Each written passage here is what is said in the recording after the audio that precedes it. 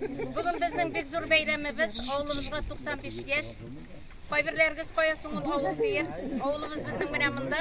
Her birimizning yuragida, ko'nglida. Biz ani bekar oshtabız.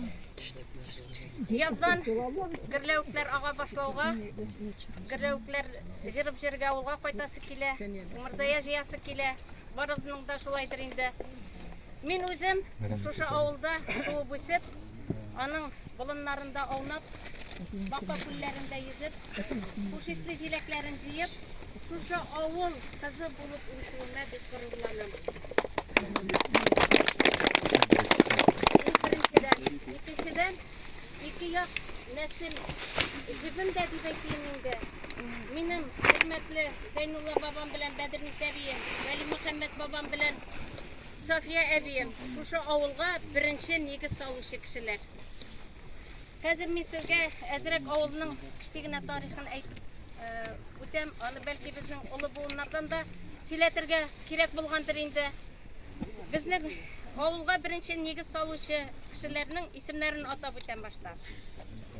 Menalar Halilullah Veli Muhammed, xotini Safiye, Süleymanullah Abdurrahman, xotini Habjamal, Süleymanullah Feyzrahman, xotini Minsulu, Süleymanullah Geylimxon, Miyasserullah Geray, xotini Şemsilbanat, Halilullah Hakim, xotini Mingjamal, Siddiqullah Şaripov Gülmettin, xotini Şemsi Jamal, Bikmullahullah Zeynullah, xotini Bedir Nisa, Kabirullah Abdulhaq, xotini Minni Vafa, Şerifullah Garif, xotini Mahi Jamal, Siddiqullah Garif, xotini Gizi Nisa, Filmanullah Süleyman, xotini Mahruse, Nebiyullahullah Nedirşah, xotini Mahi Safa, Safiyullahullah Zeynullah, xotini Mahi Jamal, Saddiqullah Gülmettin, o'zining to'g'anlari Hamdiya Zilvanat bilan.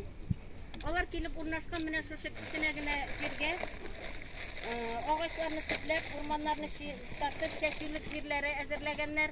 Alır yaz günü mında kelgende şovgir bütün dünyada su bulgan, jey jetkeş bütün su kibi bitken. Avulda su bulmagan, şirkiler basa başlagan, avulga nik kuştum degen atama bergenler, qaybir kişiler, aileler çiday almışa avuldan ketkenler. Avulda kommunal turak tüzügenler, barcha aile de şunda yaşaganlar.